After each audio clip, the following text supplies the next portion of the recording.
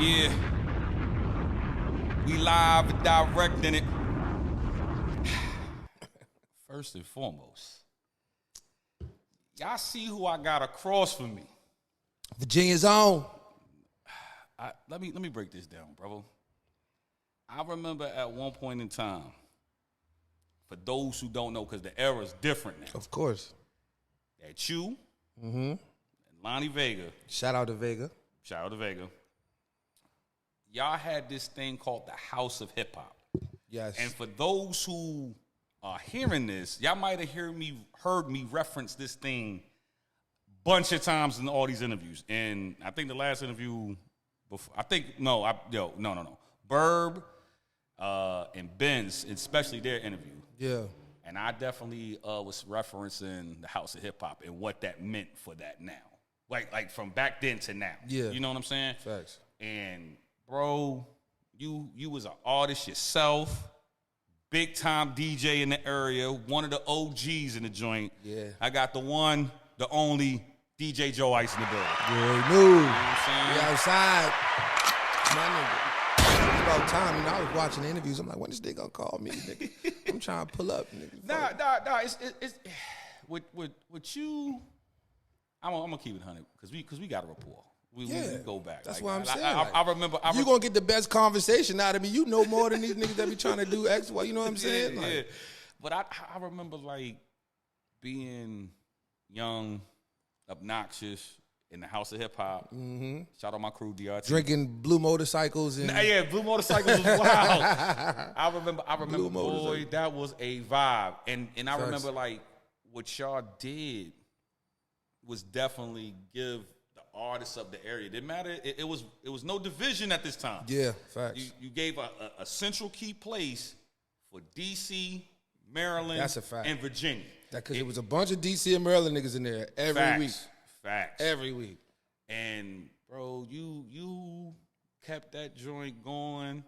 I think it was like 2, 3 years. I think it was about about 3. Yeah, 3 years. Because then I left after the third year, and Vega kept it going for a while when I was gone. But yeah, because I mean, shit, bro. Like nigga. Let me explain this to y'all on camera how this a typical House of Hip Hop night. So for us at this time, everything that y'all have at y'all knowledge right now. You know what I'm saying? About the marketing schemes, the business, the ads. We didn't have that. None of that shit. You know what I'm saying? Not a piece of it. I'm pretty sure my guys can attest to this. Bolo, Rudo. Yeah. You know what I'm saying? The homies. Shout out to them. You know what I'm saying? Shout out to them. I mean, shit, we was outside when Mature Clientele first started. Facts. You know what I'm saying? Back when people was out there, you know, you had Wayon, the Don Q's, Floyd's, what's the joint in Arlington? Lush. You know what I'm saying? Dragon Seed. Dragon Seed. Yeah, you had all of that. Oh, my God. And this was a place where you could go on a Thursday night. Like, you could go. No, we was doing Wednesday. It was Wednesday. It was Wednesday. Yeah, it was Wednesday. That's when it started. It was Wednesday. So it was Wednesday. And then you go do work your little 9 to 5. You know you got a show tonight. You about to rock the show. You put the gear on. You come up there. You pay your bread. You sign on the sheet. You sit there. You chill. You network. Open mic. You hit the open mic. Yeah, you hit the open mic, nigga. You got a high out of this world. Facts. But then when that shit went to motherfucking goddamn Thursdays, it went to a whole nother level. Ooh, boy, hold on, let me drop an Apex bomb on that shit. Up. Yo, so the whole purpose, for me at least, right, for the House of Hip Hop, it wasn't even about like putting artists in front of a crowd. It was more about developing somewhere where artists can come and network with each other and support each other. You know what I'm saying? Because one thing that we don't have here still to this day is a community of artists that work and push together. You feel what I'm saying? Yeah, like even back then, all the artists that was in there, everybody supported each other. Absolutely. If you was performing, all the artists was standing right there in the front, you know what I'm saying, watching you do your show and perform, da-da-da-da. So for me, it was just like, boom, if I just set something up for artists to network with each other and everybody brings their own people out, it's going to be a show. It's going to work itself out some kind of way. But my biggest thing was to connect the dots between the artists here, D.C., and Maryland, just to, you know, build a mutual respect and everybody just get on the same page and figure out how to push our culture here Yeah. further. You know what I'm saying? Yeah, because I feel like when it comes to our culture here, a lot of people would here, there, other there, they have jacked our culture. Yeah, that's they jacked the culture, they jacked the fact. terminology, jacked the slang. But when you say as you connecting the dots with Maryland, D.C., Virginia, I just gotta ask this question: like, who is JoIyce and where is you from, bro? So I'm originally from Corona, Queens. Yeah, so let's start there. Okay. I moved here when I was 13 years old. So anybody know if you lived in New York, like at 13, you're really like 19, like mentally, because this is just the fast life. Like I was smoking weed at 11, drinking. Nigga, I used to drink a St. Ives Miller Genuine Draft. Hey, yo, chill out. On my way to 5th grade every single day. Like no cap. I used to stop and buy it myself type shit. Like me and my cousins, like, so that shit was different. So of course I had to get the hell up out of there. Yeah. Because my mom wasn't having all that. Came down here. And I adapted to the culture instantly. Like, I became a part of all of this shit instantly. It just felt like home off top. You know what I'm saying? After I went to my first go-go, shit was different. Like, you know what I'm saying? Yeah. I started dressing like niggas down here. My accent slowly started, as you can hear, that shit is, I do not sound like a nigga from New York. Nah. You know what I'm saying? Yeah. So, like, it just was a natural thing. So, when people ask me where I'm from, I tell them, like, listen, I was born and raised in New York. Right. But I became a man here. All my first fights, all my first everything, besides just smoking weed and drinking, obviously. Yeah. But all the real shit in my life happened here. So, you know, this shit is home.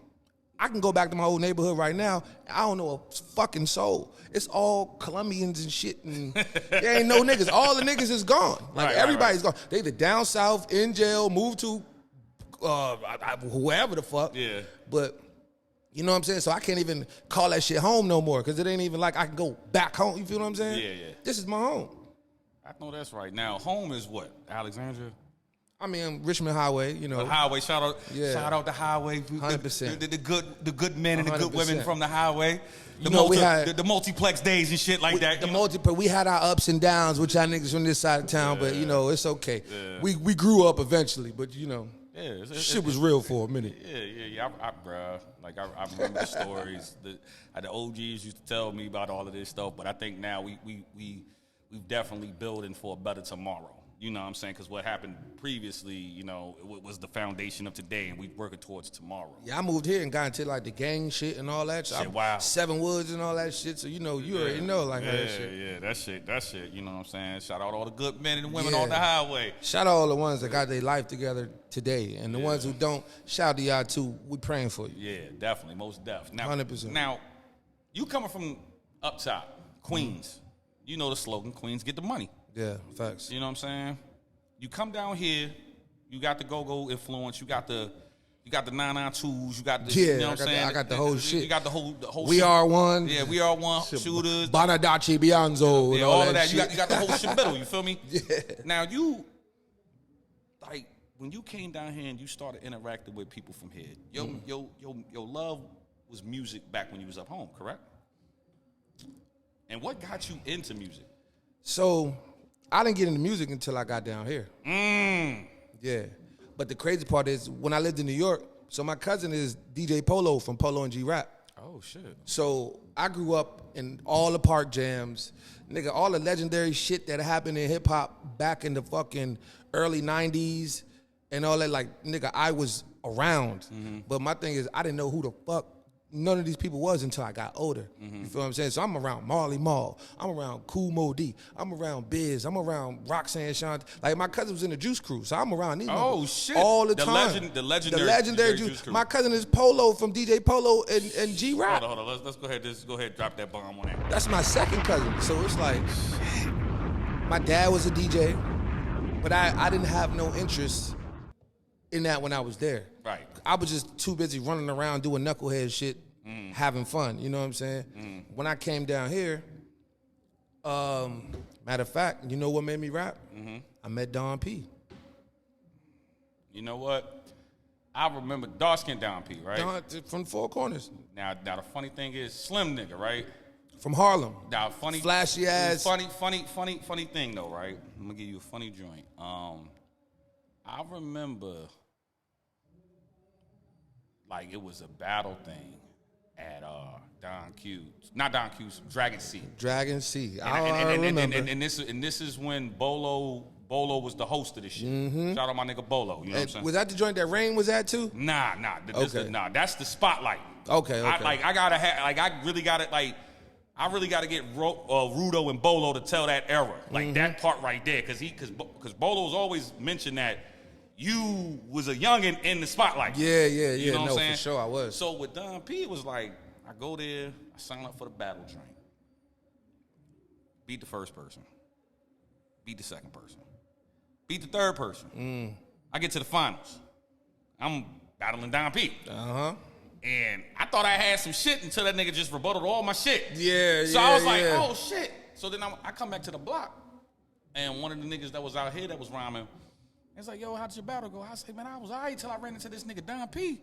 Don P. It was like, it was like Don P. You talking about dude from Harlem? Harlem. He's like, hey, yo, bro, like shit. For you to reach that, you know what I'm saying? But yeah, shout out to him. But yeah, that era. Because he stayed like, that nigga used to freestyle all day long. I'm talking about, I'm asleep, the nigga slapped me on my face. Let me hear something. I'm like, nigga, what the fuck? Like, and I ain't really want to rap. It was just, they was doing it so much. So I'm just like, yo, fuck it. I started rapping and shit. And then we went to Texosa's, Texosa had the old Club One, whatever the old Club One used to be down, I don't know. Mexico Lindo. Yeah. No, not Mexico Lindo. I know what you're talking about, the old Club One. Yeah. So we go there and niggas battling. There's a bunch of open mic shit. And we meet Ransom and Pito, or AZ. So we met them that night. We battled them niggas the whole shit. Like, how it went, I don't remember. I know I ain't beat nobody. But you know what I'm saying? Niggas was going to work. So at the end of the shit, we was all outside the parking lot freestyling for like an hour and a half. Right. Everybody started falling off, and we was the last 4 niggas left. And then we ended up, the next day, we had a rap group with the 4 of us. And that's how that started. That's how I started rapping. Oh, man. So it basically starts from being outside, as they say Basically, now, being outside. You know what I'm saying? So, like, you said you started rapping. All right? How did that work for you? So it wasn't bad. You know what's crazy? I had put out a freestyle, and this was after the 4 Corners, though. Like, when we started our little breakup, because, you know, we got with Target Squad, and then we had our little shit, and then the group just, like, I got a video. When I dropped this, Doc niggas gonna see, we had a whole meeting. I'm in the meeting like, yeah, we a group, but we all solo artists. Like, they're like, what? Shut up. Like, what are you talking about, nigga? Like, who says that? Wu-Tang. You know what I'm saying? I'm just, like, making it clear, because it's just me and certain niggas ain't seeing eye to eye. I'm just like, nigga, I don't care about this group shit. So I had put out a freestyle, and there's this dude named Octavius Crouch from Universal hit me like, yo, we need to have a meeting, blah, blah, blah, blah, blah.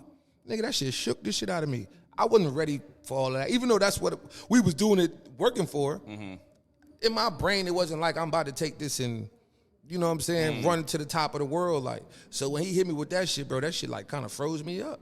Damn. I ain't even know, like, I was like, all right, cool. Never hit the nigga back. Never did nothing. And when the 4 Corners broke up, I was kind of slow pacing on the rap shit, just because I didn't have the same energy around me, and everybody around me was hustling and all this other shit. So I'm getting back into other shit. You're getting back in your mode. You know what I'm saying? So it was just like whatever type shit. Now, you like a lot of people, like, and I'm not saying this because you here. Yeah. Like, you're a really good rapper. You can rap good. I mean, you know remember when I had that little shit with the white boy? What's his name? Chris. Oh well, fuck that. Well, it don't matter. We old now. No. I remember. Remember that shit? Yeah. What the fuck? Yo, matter of fact, the funny thing is, I remember that. I remember that era. That was shit. Like that. Yo, like that was crazy. Like I he dissed Vega, and I wasn't having that shit. That's what that shit was about. Yeah, and then you dissed back, then. Hold up. Like, it was him. It was Buck. him. It was him, Buck. Buck. Hey, shout out to Buck, because that's my brother. Regardless to he's always been my brother. Like, even through that shit, he was trying not to. But you know, that's his family. I get it. Yeah. But for the sport at the time. For the sport, yeah. For the sport at the time. Yeah, I threw all them niggas in the song. I ain't give a fuck. Because it was Chris Lee dissed Vega. Yeah. Right. And you came back with the rebuttal. Yeah. And then when you came back with the rebuttal, then you had. I think all of them came. Yeah, they did. And then next thing I know, Kane and C's got thrown into it. I don't know how they got into it. And then next thing you know, me, Bolo, and we sitting out there in the parking lot like we the Nation of Islam of rap, trying to squash all this shit. Yeah, like. And then when I played you the diss songs, it's funny because when they did the first, I put the first one, nigga. So the crazy part about it is I freestyled them motherfuckers. Like I went in there of straight emotion. Yeah. Because by that point, like nigga, I was, we was. Yeah. I was freestyling for real by that point. So when I played you both the diss song, I never forget this shit. You was like, damn, you should have put this second one out first. Yeah. But that's the one that Hurricane did. Yeah. With that whole like, that churchy kind of ambiance. Like it was like, oh man, that shit was crazy. Nah, but that shout out to Hurricane too. That's shout my out dog. to Hurricane because for the sport, forget all the antics and the bullshit. But for the sport, like it was like you come to the House of Hip Hop. Like if you was in the rap circles, you come to the House of Hip Hop after. All right, so Chris Lee, I remember it. Chris Lee dropped on a Tuesday. Okay, Chris, and shout out Christopher Lee because Christopher Lee is tough. Shout out to Christopher Lee, man. I don't got no bad blood against that guy. He didn't have bad music either. Nah, he was tough with it.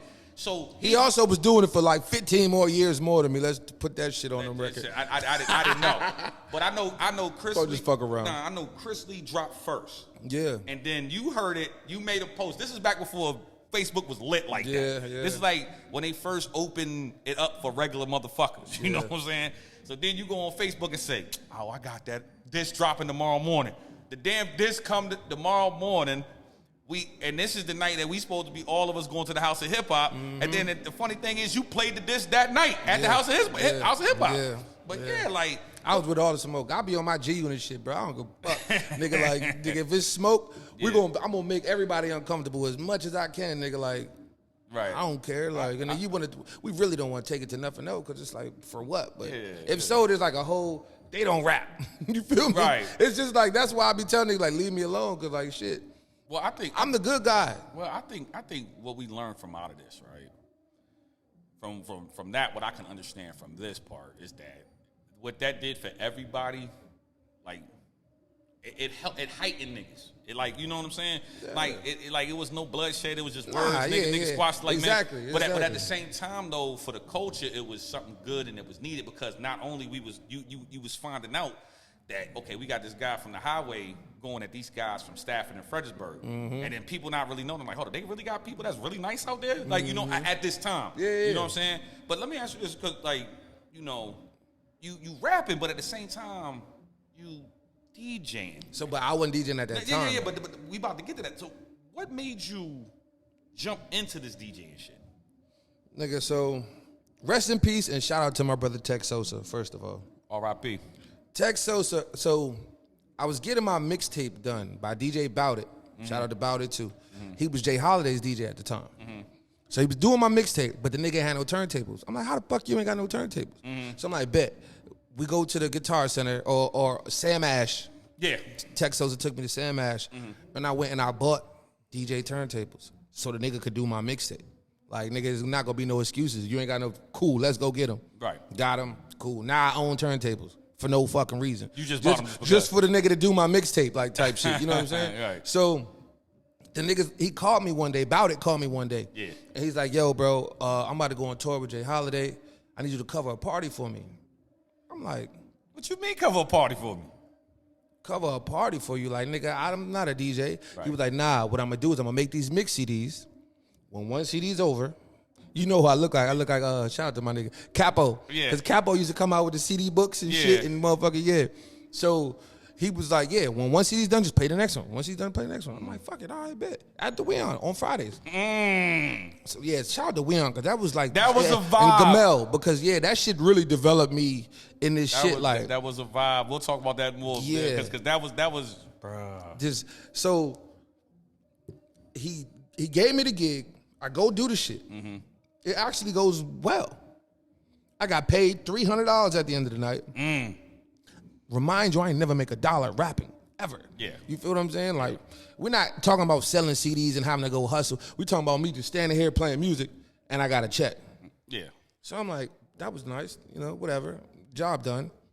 Nigga call me the next week. Yo, I need to do it again.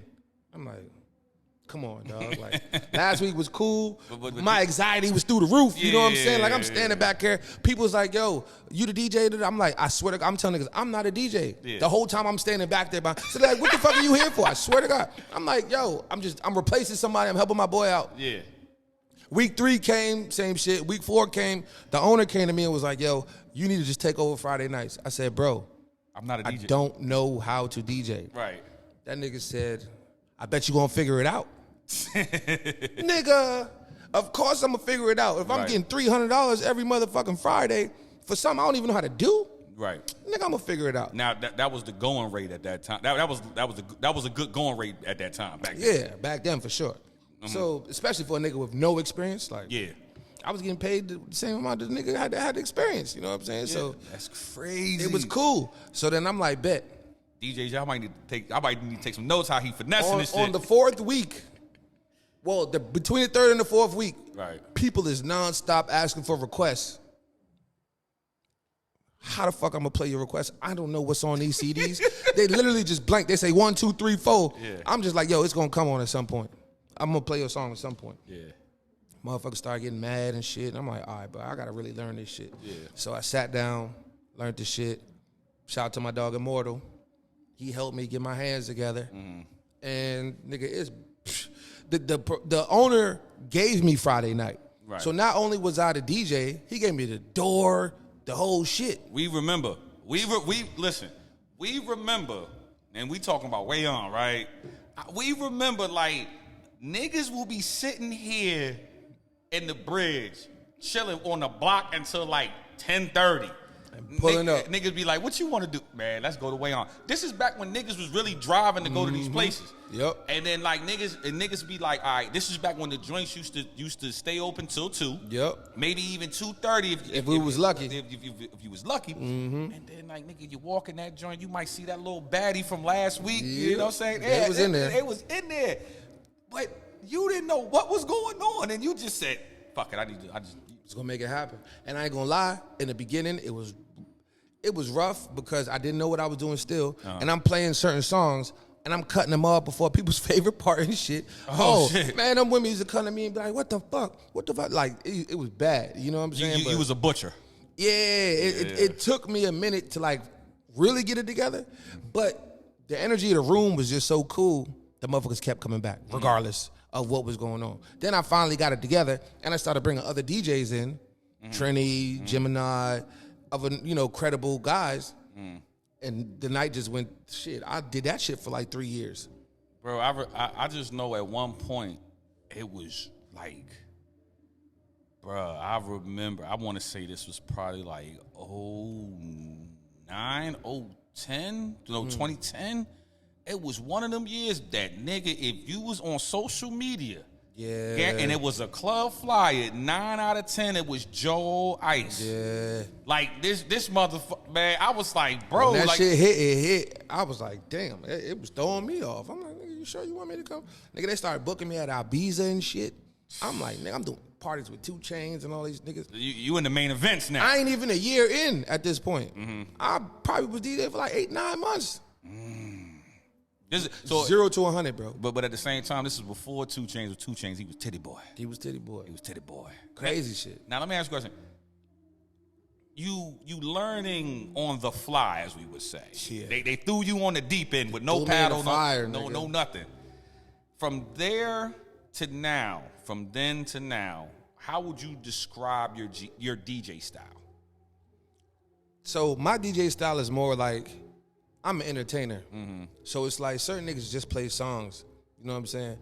I'm trying to like engage with the people, call and response. You know what I'm saying? Just shit that's gonna have you involved with what I'm doing versus you either just dancing or standing around while I'm up here motherfucking DJing. You know what I'm saying? Like, I'm really trying to make sure that you are acknowledging that it's me, one, and that, nigga, we about to have some fun. So like, I'm just more of an entertainer. I take it to another level because a lot of DJs, some DJs talk, some DJs don't. Right. But that's a big difference between certain DJs. But then I know some DJs who don't talk, who can give you a better show than the nigga who run his mouth all night.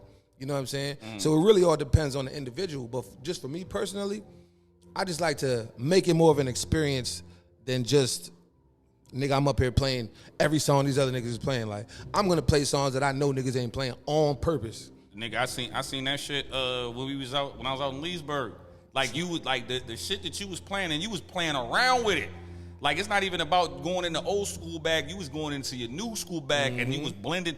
It was a blend that you hit. I was like, how the fuck this nigga do this shit? Yeah, dog. Yeah, that shit was crazy. Now, it be game time. Now, you said an entertainer. You a DJ, but you come to, like, really do this shit for real. Nah, facts. Now, the biggest leap that we saw as fans of your work, because regardless what people need to understand is that as a DJ in this culture, your work is what it is. Yeah, you know what I'm saying? Now, that rap sheet. Yeah. What got you into the radio though? Man, so if we could ask that. Yeah. So what happened was, I ain't no shade to none of my niggas, because I love all my niggas, like DJs, I love y'all. But they had put some dudes on there, and I ain't gonna say I thought I was better than them, but I just, in my brain, I'm like, well, if they there, I need to be there too, type shit. So I went to the radio station, and I was like, yo, I'm supposed to be here, straight like that. I need to talk to the man in charge. They was like, who are you? I'm like, I'm DJ JoIyce. He's like, he just so happened to walk past. So then I'm like, yeah, bro, I'm JoIyce. I'm supposed to be here on some DJ shit. He was like, you supposed to be here on some DJ shit. I'm like, yeah, bro. I'm just saying, like, I'm trying to figure out why I'm not on the station. He said, hold on, I'll be right back. There's a music meeting going on with all the DJs on the station. He go in there, ask them niggas, and them niggas like, bring that nigga in here. Done deal. Next day, I'm signing my contract. Met Donnie Simpson in the lobby.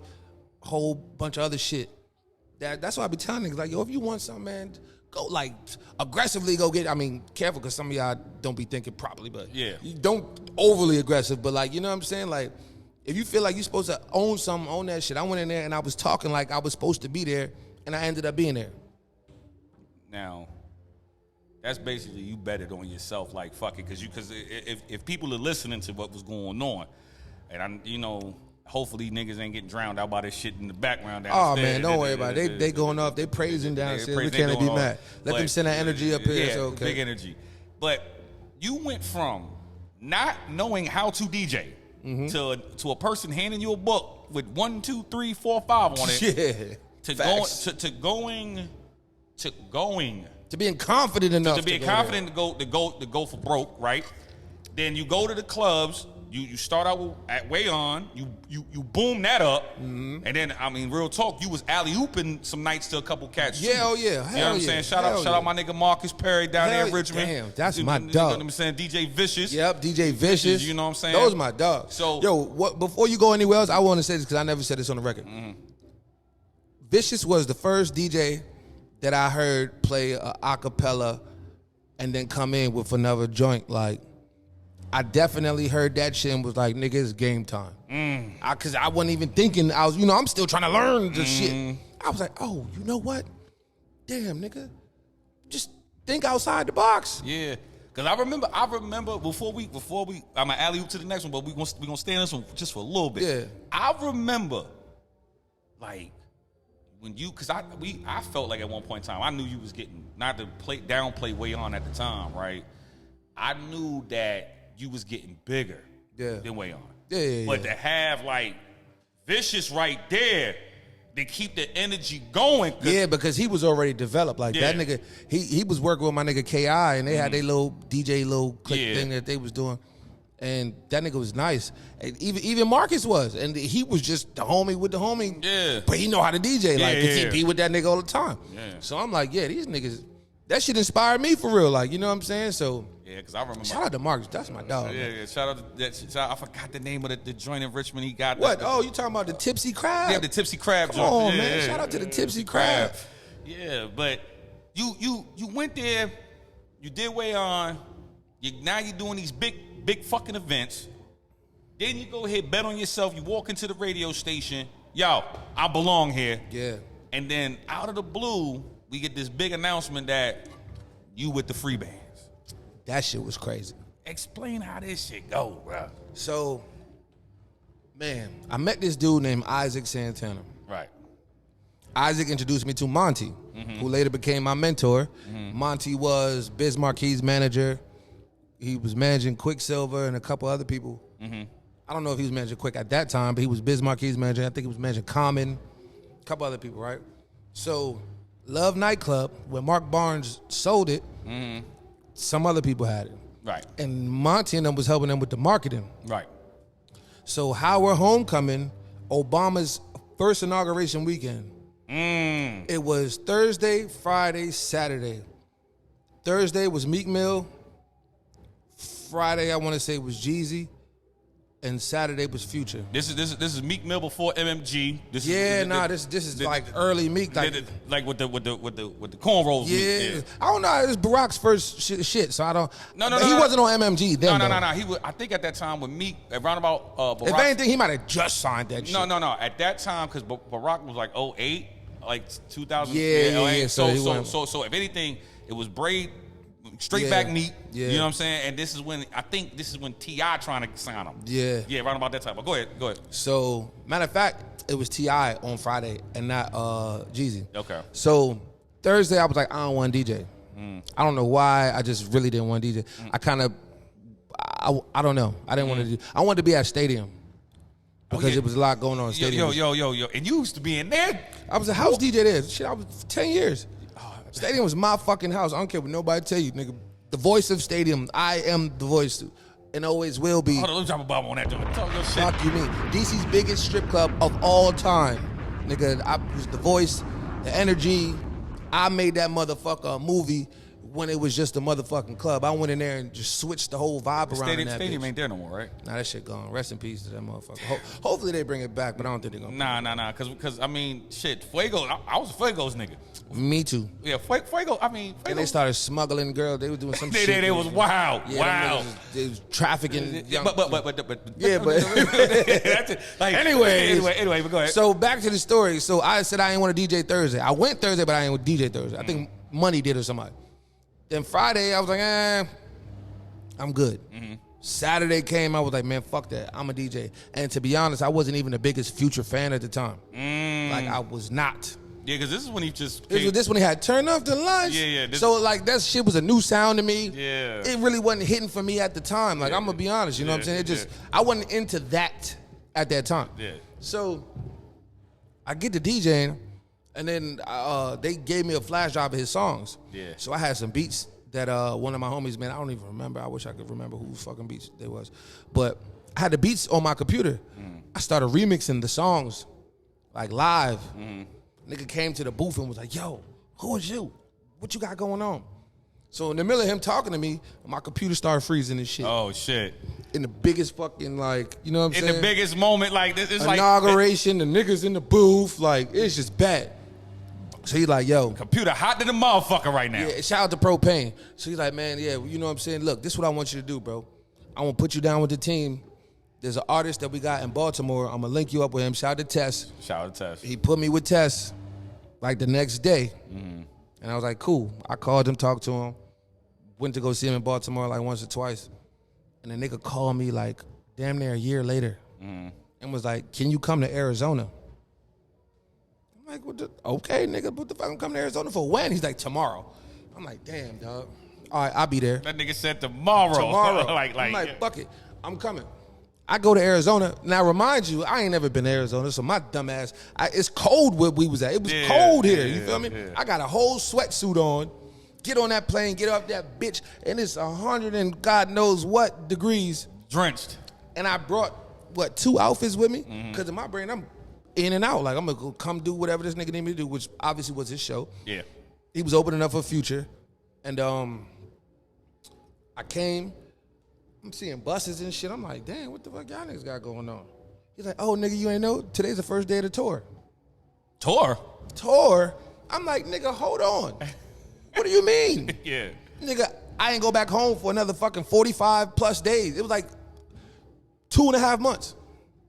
So it was longer than 45 days. Damn. I was on tour, nigga. I couldn't believe this shit. I was just like, nigga, fuck it. Like, and this is the honest tour, I believe. It was the honest tour. Yeah. Yeah, so like, but when you, I think when you announced that you was going on tour and because you in their profession, it's no different than rap. It's no different than sports.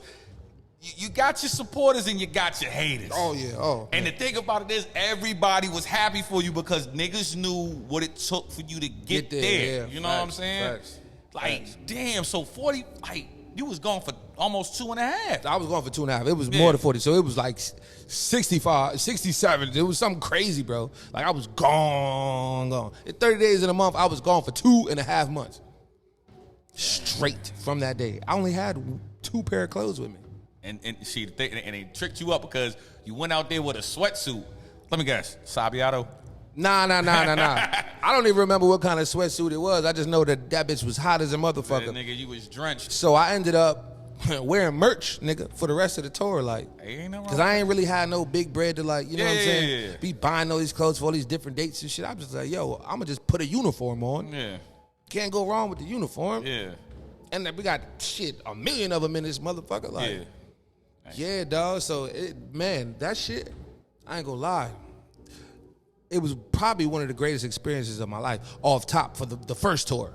You know what I'm saying? Just because I never in my life thought I experienced no shit like that, especially being a DJ. You know what I'm saying? Yeah, I think like, shit was kind of nerve-wracking. I ain't gonna hold you. Now, let me ask you this: being on tour as a DJ, like, how would you prep to be in the zone, bro? Like, you know what I'm saying? Because I ain't even trying to be funny. I know you medicate yourself. So I'm gonna tell you this.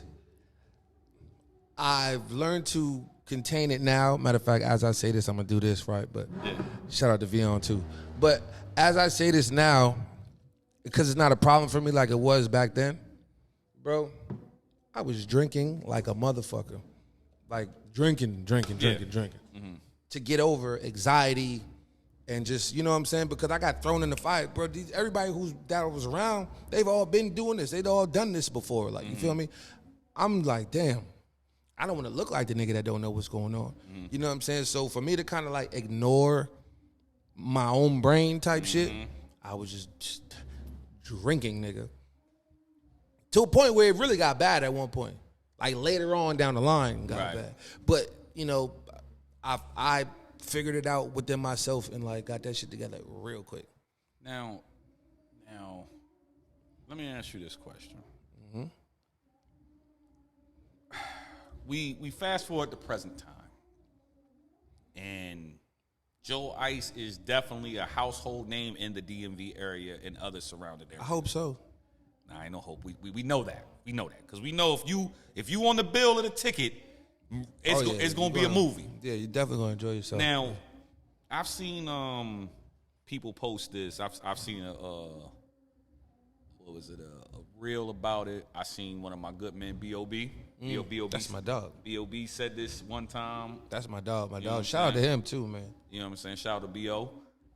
And the era right now for clubbing, it's kind of like it's not what it used to be.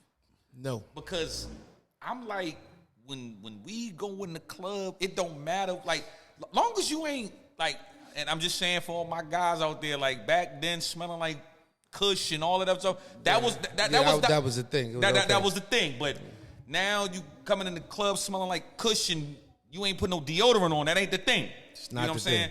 And it was like back then it was fun times. But now when you walk into these clubs, everybody is so concerned with being on their phones. Ain't a lot of movement going on. So let me ask you this question, right? Yeah. What would be your advice for any young up-and-coming DJ that want to do this, that want to go through the path that you went and level up more? What would the best advice would you give to somebody in this climate right now to be a DJ? To level up or like, so. You get both of them. One thing, like, it's just like being an artist, right? You got to think about it like this. First of all, what am I in this for? Who do I want to be later down the line? All of that shit matters, right? Because if you just want to be a guy who plays records, then you don't need no advice. Just go ahead, play your records, and as long as the crowd is moving, nigga, you're good.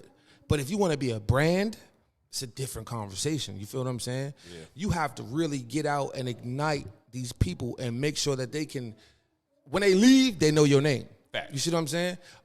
it with intent. So it's like everything you got to do has to be intentional for people to leave understanding, yo, I like DJ JoIyce, or I like DJ such and such because he did this, or because he said that, or because he shouted me out 10 million times, whatever the case may be. You know what I'm saying? But like a lot of these guys now, they just show up to work.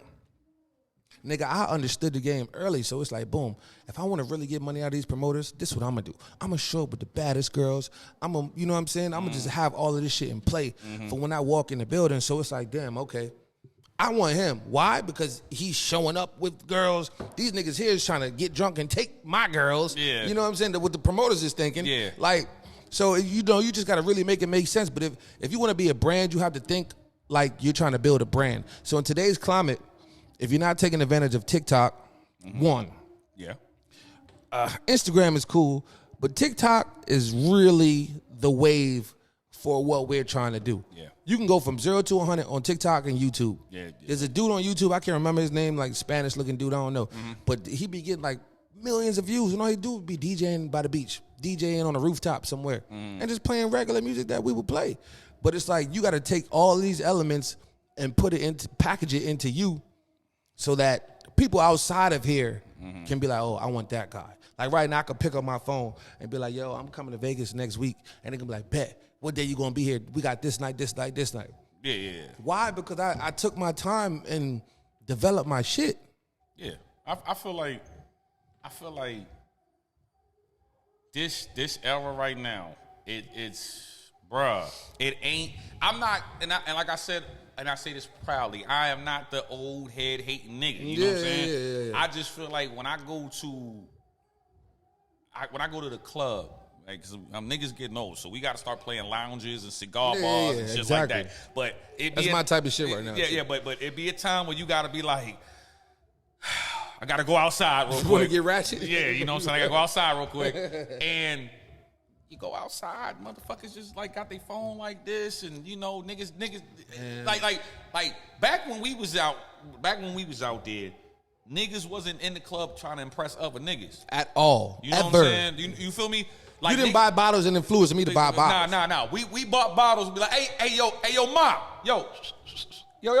That was it. Let me but I ain't buy it because that nigga over there just bought 20, and it's like, oh shit. Yeah, he ain't about to do this. Like, we ain't do nobody that. care. But that's the crazy shit, because I felt like, you know, and I also feel like, you know, watching this shit now, it's like, bro, these youngins don't really understand the utilization of the club. Yeah. It's not, let me say this. It's not a war zone for beef. No. It's not a war zone for beef. It's not a place where you need to go meet your mans at. Meet the ops.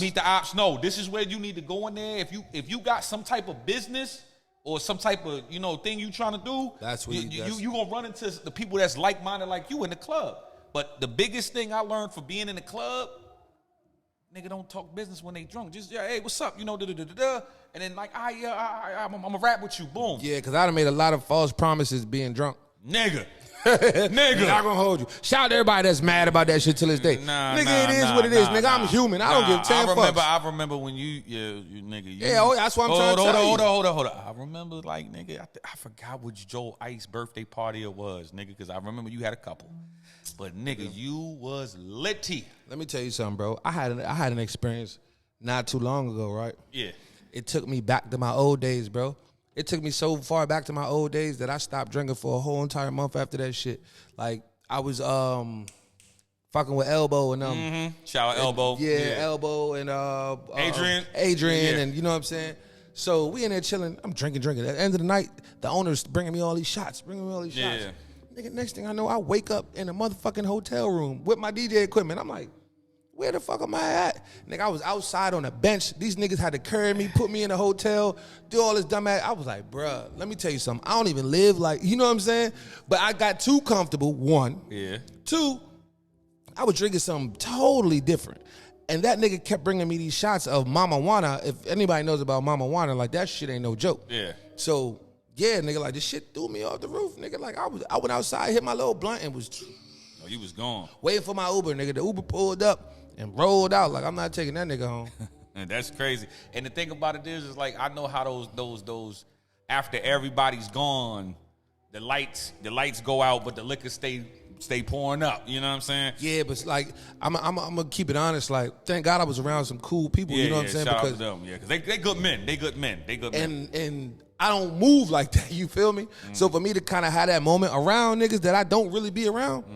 It kind of felt awkward, even though they cool and those are my dogs. Like shout out to them, especially Elbow and Adrian, because them niggas held me down. Yeah. But like I don't move like that. You feel me? So for it to end the way it did, I'm like, thank God, because it could have been a lot of worse. Yeah, and niggas could have been goofy and had their phone out and doing all this done. Bro, I'm transparent as fuck. I don't give a, know what I'm saying? Like, bro, everybody got their flaws and they bullshit in life. So like, nigga, I had a moment. I had a fucking moment. Won't happen again. Now, it's funny that you shout out Adrian and Elbow. You know what I'm saying? Because I went to, like I said, that's when I saw you at the event out there in Leesburg a while back. Matter of fact, you was there. It was that night. Yeah. Oh, shit. Exactly. Oh, shit. Nigga, it was bad. Let me ask you this, though. You've been around this motherfucker for years. Putting plays together, working with certain artists, trying to put them in position. And let me ask you this. What is your thoughts on the DMV music movement, and what is needed? What is needed for this shit to improve? Gotta. Because the reason why because the reason why I'm asking this question, because you are in these radio buildings. Yeah. Don't matter the station. You've moved around. Like a lot of DJs. I'm not throwing shade on people, but a lot of people put a radio stamp. Nah, these niggas ain't tapped in with the community, nigga. These niggas show up to DJ, go to work. They not tapped in with the artists. It's all good. Like, it's not for everybody. You know what I'm saying? Yeah. Everybody don't grow up a certain way. One thing I can say about me and my peers at the station that I'm at, like, nigga, I'm the only nigga that really came from, like, these niggas went to college. They did all that. While they in college, I'm out here selling drugs and doing all kind of other shit. You feel what I'm saying? Allegedly. Whatever. You know what I'm saying? Like, that shit was years ago, nigga. Like, I was a kid. Like, statute of limitations, yeah, like, that shit was years ago. But, you know what I'm saying? Just the fact that, like, so they don't see shit how I see shit. And I was only when I was a rapper. So, my standpoint on everything is different, because I understand they struggle and I understand the DJ struggle. But the artist struggle is much harder because, put it like this. This is why I decided I wasn't rapping no more. Everybody wants to know the DJ. Nobody gives a fuck about the rapper. Drop a bomb. Until you on, right? Now everybody's your best friend. But as far as a DJ, niggas is walking up to you. Yo, what's up, dog? How can I do this? Blah, blah, blah, blah, blah. Bro, I know damn near the whole city because of motion. You feel what I'm saying? Yeah. When you a rapper, they look at you as competition. And not everybody shows love. Some people do, but not everybody shows love. When you a DJ, you're mutual to everybody's shit. Because why? You're something that niggas need. Yeah, facts. Yeah, but especially when you're on the radio at the time when radio really, really mattered. Yeah, but what I'm asking, bro, is that give me your thoughts. I want your real unfiltered thoughts. On the scene. Yeah, on the whole how it is now. First of all.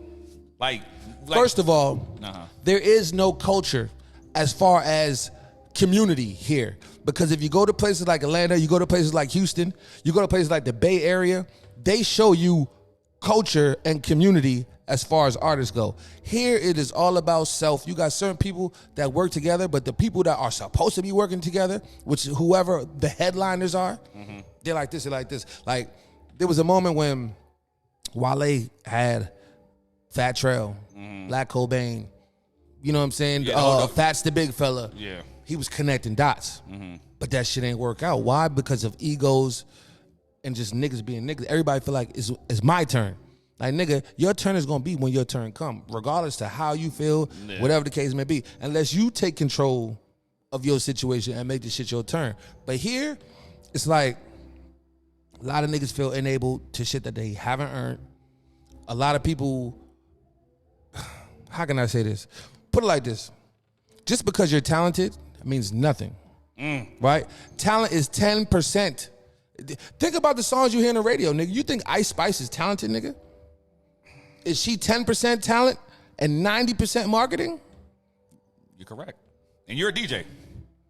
So, like, man, not to say no name, but this is artists that I know that I even personally deal with, right? Yeah. And they're like, yo, I'm the hottest motherfucker. I got this. Who cares? If you're not able to present that shit to other people and make other people feel that way, who gives a fuck how you feel about your shit? It's your shit. You supposed to feel that way. So yeah, I'm the hottest, I'm the this or that. That shit don't move nothing. Yeah. What is your grind outside you being an artist? Where is the business part of this shit? Right. Are you waiting for somebody else to do it? Because if you're waiting for somebody else to do it, now you want somebody else's time, somebody else's dollar. And you know what I'm saying? Sometimes people, they commit to something that they can't really execute. Yeah. I don't know if you remember, no shade to them, but back at the House of Hip Hop, Monumental Records, they had my nigga Rome and oh goddamn, I can't remember JT. Oh shit, I did that. My bad, dog. But yeah, anyway. Yeah, they had a lot of that. Yeah. Nigga, they had like 12 artists. How the fuck do you? And matter of fact, this is for all you artists out there that have managers and shit, right? If your manager hasn't successfully broke one artist, why the fuck would you sign up to be a nigga in the circle? It doesn't even make sense. Every artist should find somebody they eat, sleep, piss, shit your career. Yeah. Not fucking 5 other people. Unless they've already made 4 work or they got 3.5. You feel what I'm saying? Yeah. And then now it's like, boom, yeah, all we got to do is, well, what my nigga Carter used to say, create the McDonald's. You create the McDonald's, and then you got the franchise. You got the system. You just run the next person through the system. Run the next person through the system. Run the next person through the system. If you don't have that, you waste of time. All these niggas got record labels with all these multiple artists, and nobody knows none of them. But here's my thing about the management part. I'm going to just say this and put my 2 cents on that. Artists, if y'all looking for management, make sure you got something to manage. That too. Like, I need y'all to understand management does not book your studio time or pay for your studio time. There you go. All right? They're not your investor. They're the reason that y'all are trying to get the money. Facts. They're supposed to put you in a position to get the money. They're there to manage what you have. Yeah. Because it's like, I think the thing about it is like looking at it over years, right? And seeing it. And to really chime in on what you were saying there is no culture, because I feel like this is just me.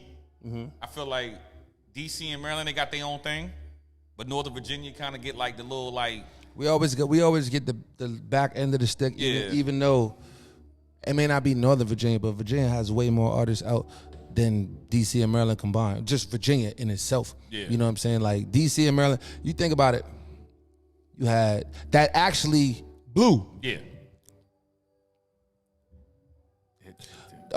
They say Wale from Moco. Okay, so he's from Mo County. Yeah. Shy Glizzy. Trail. Fat Trail didn't blow. Fat Trail had a run, but he's not nationally known. You see what I'm saying? He don't have and that's my dog. Ain't no shade, but like we speaking facts. Yeah. You know what I'm saying? Right. I can't go to anybody and be like, do you like just a random person in Arizona and be like, do you know this nigga? You know what I'm saying? It just yeah. I just feel like I know what you mean by like, because when you look at Virginia as a whole, we're not just talking about Northern Virginia. Because you can't say Virginia without saying Virginia. Yeah, but when I say like, but when it comes to the DMV, because this is where the shit get kind of tricky. Like, niggas be like, yo, so where's the DMV? What parts considered the V? Because see, my problem is that when I see other people, and I know it's just fun and games. Like, I see some comedians from Maryland and DC. They'll do some shit like talking about the DMV. They have the big, the D, the M, and then the little V, the little V, the little lowercase v. And it's like, oh, come on, bruh.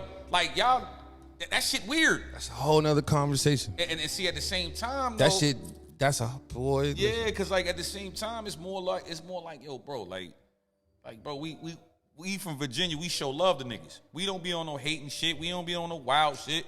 I mean, niggas do be on wild shit. Yeah, no, niggas definitely be on wild like, shit. I mean, I don't mean it like. But you gotta ignite that. Like, we're not outside looking for it. Like, yeah, we try to get money. Virginia's supposed to do, fuck for lovers. Virginia's for hustlers. Yeah. Like, straight up. Yeah, like, because I'm gonna say this though. No, you gotta drop a bomb on that. Nigga, right? There you go. Yeah. Virginia's for hustlers. 100% fact. Now, this is my thing, because like I was explaining this to the certain people, like the certain people that I know that don't really travel outside of our little area in Virginia. So I was like, man, look, man. So like, when I look at Virginia, right? I think honestly, Northern Virginia, if niggas would play ball with each other, It'd be a movement. It'd be a movement. That's what I think niggas need to happen. It'd be untouchable. Yeah, because you got a lot of good, like, it don't matter if you from Falls Church, Alexandria, Manassas, Woodbridge. There's real. Yo, you know what's crazy? So, let's speak Northern Virginia, right? Right. Like, just our Northern Virginia. I right? ain't bet that. Who the fuck came out of here? Black. Black Cobain, yeah, because, yeah. And what's the girl name? Don Toliver's girlfriend. She from Alexandria too. Oh, she's an R&B. What the fuck is her name? I can't remember her name. You got Black Cobain, because Black Cobain, I think he with Currency now. But Don Toliver's girlfriend's out of here. Like Black's with Currency. Yeah. But the girl, she's lit. Like. But let me ask you a question though. When it comes to Northern Virginia though, do you feel that us artists from Northern Virginia, and I'm new because we are still artists at heart. Yeah, facts. Do you feel like we need to worry about doing our own thing and not trying to, appeal to getting basically the stamp from the DC and Maryland side or something like that? I mean, the realest shit I can ever tell you, a stamp from DC and Maryland doesn't mean a motherfucking thing, because what the fuck is it doing for the niggas that live in DC and Maryland? Mm-hmm. I'm just saying. Like, think about the niggas who came out of DC and Maryland. It ain't that many.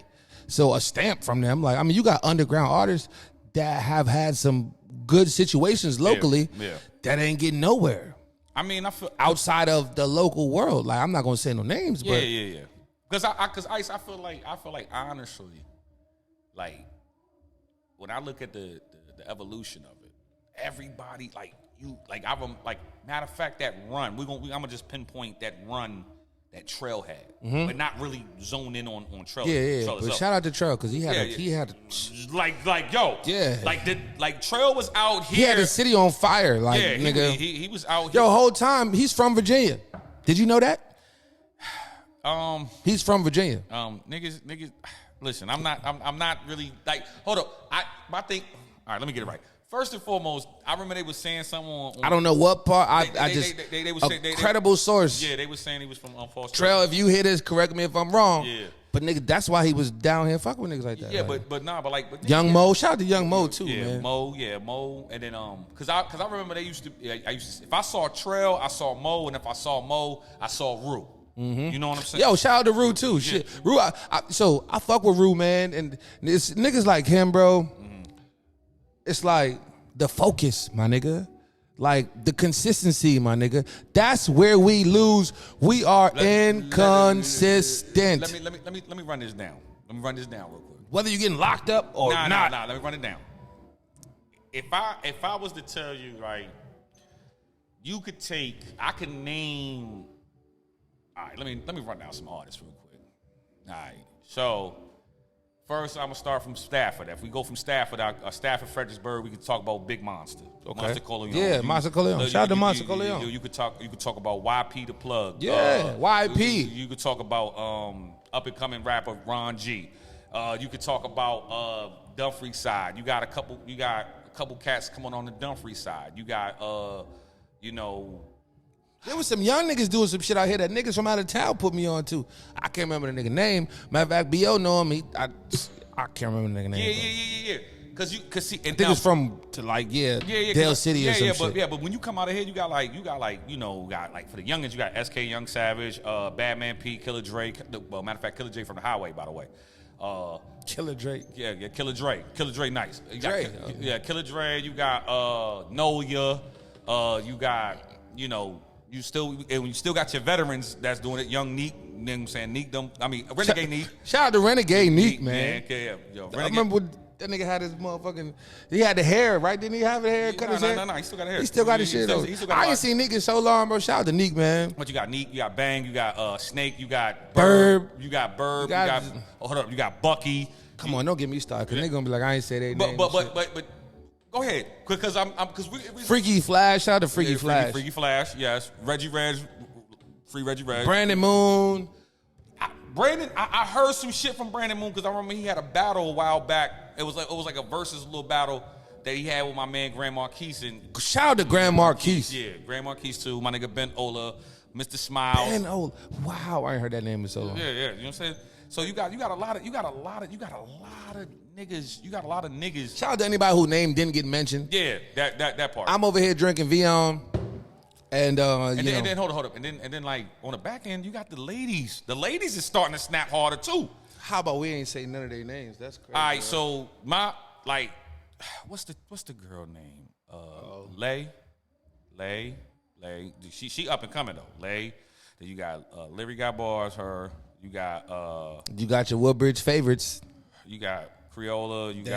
You got Lady Shell. You got Lady Nix. Yeah. You got Lioness. Yeah. Who else? You got Duchess. Duchess still crushing shit. She's still smoking shit. Like when I met her with her, we was at Breakers or something. And I'm forgetting somebody important. Hold up.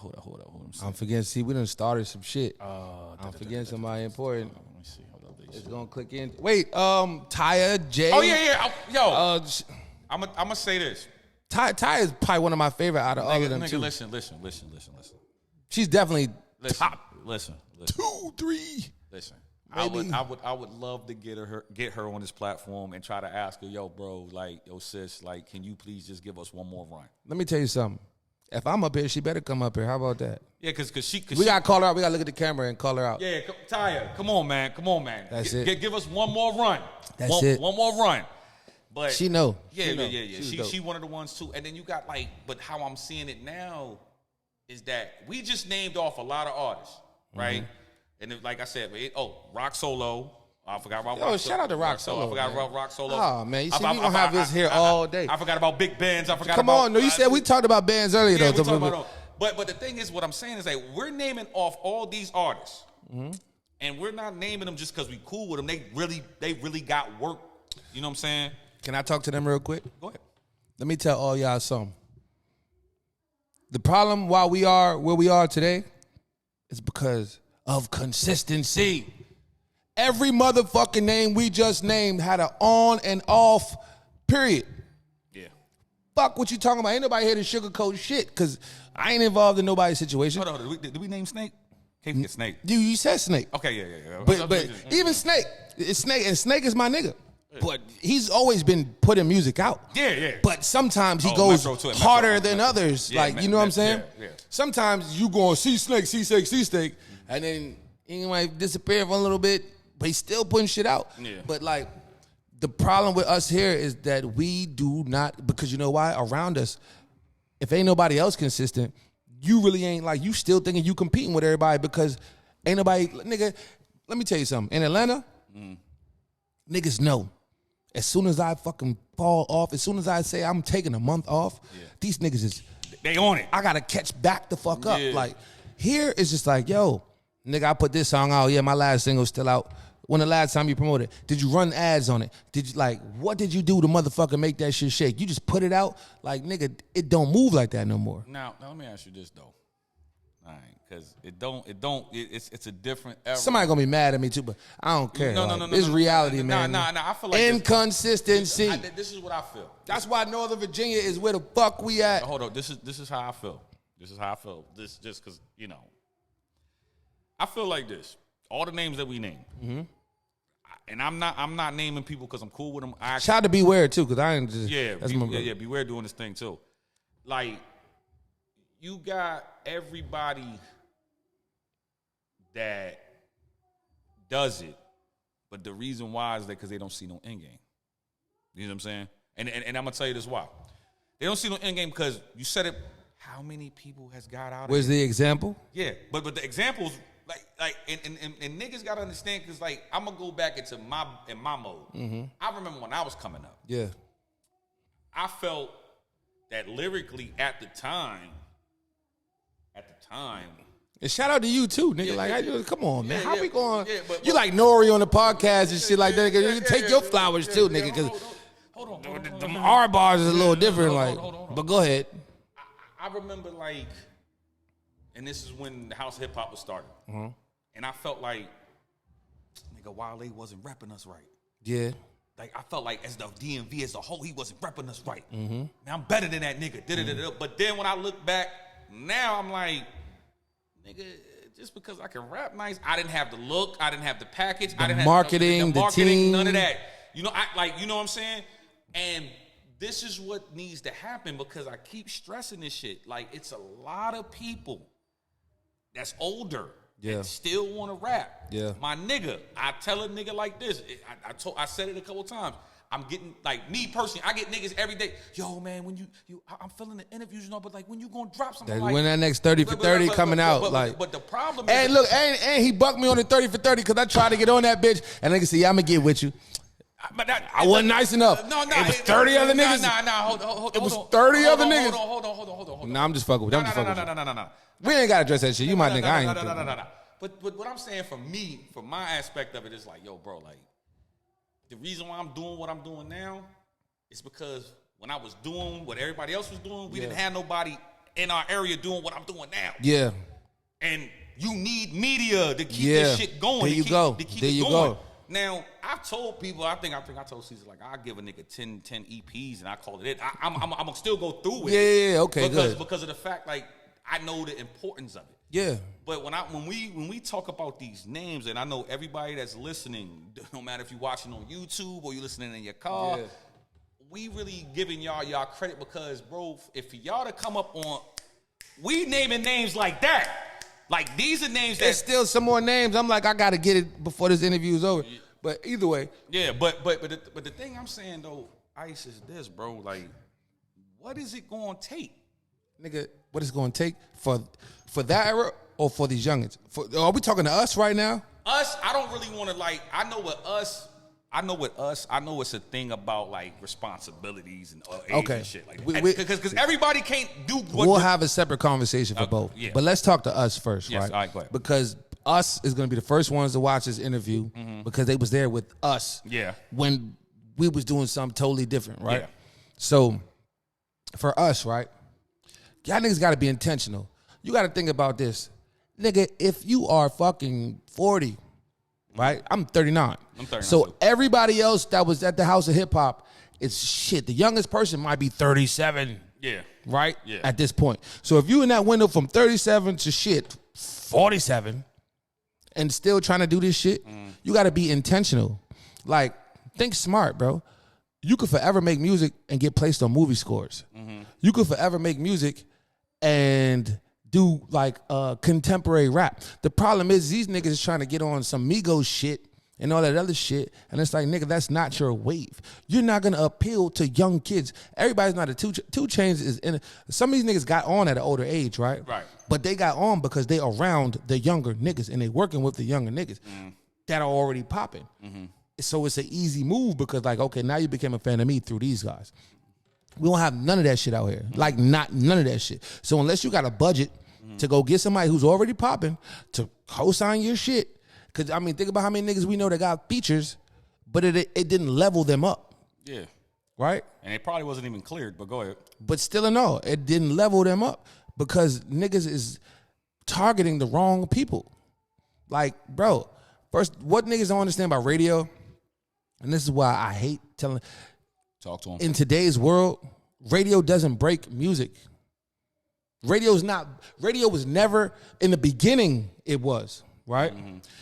But remember, shit gets commercialized, money gets involved, advertising dollars get involved. Now it's all about popular fucking music. It's not built to break a song. So radio is really the last stop. It's the icing on the cake. I already got this moving. Now let's take it up there and move it some more. Now I got some shit, and the radio's gonna help me get this shit and make it. No, it's not. It's not gonna fucking happen unless nationally niggas is playing your shit on the radio. Yeah. And how the fuck do you do that with some money? Yeah, you need some bread. Coach P said $250,000. Okay, to break the record.